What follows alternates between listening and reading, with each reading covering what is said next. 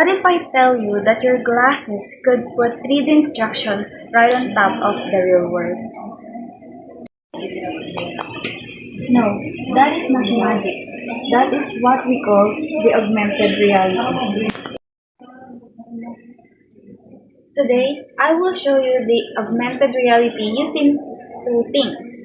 The first one is a powerful pair of AR glasses, or what we call the Microsoft HoloLens 2. And the second one is something you probably already have, which is our phone. Next. So, first, what is AR? AR means you see the real world, plus digital picture floating in front of you. You have probably already used AR. Guess where?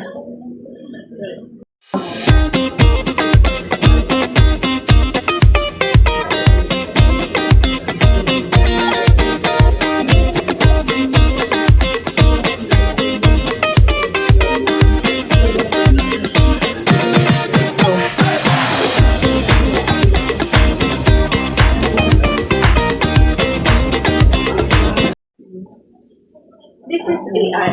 The place is real, the picture is paid together with magic.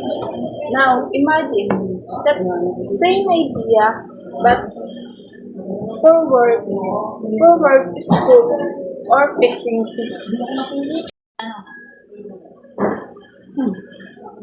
AR is not just for games. Here are the three big uses. First is doctors. They see the 3D heart floating over a real patient before surgery. Is shopping. Point your phone at your empty living room. Try a virtual sofa before you buy it. Example like a Pokemon Go, but with furniture. And then learning. Students see a floating skeleton over a real classmate's. Biology becomes fun. And of course, the last is the games. Pokemon Go proved that millions of people love AR. Let's remind you how Pokemon Go works. The game made people outside meet friends and exercise all because of AR. Now imagine that same excitement but for learning history of or fixing a car or practicing surgery.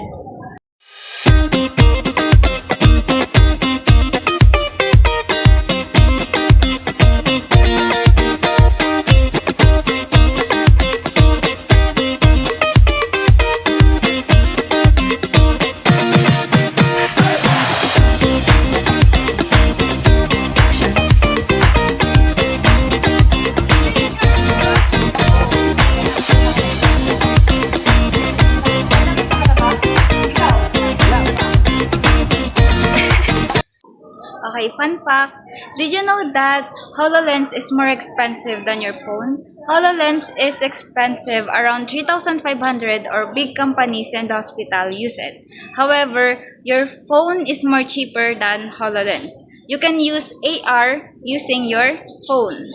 Okay, Pokemon Go is free, Google Lens is free, and you can use it using your phone.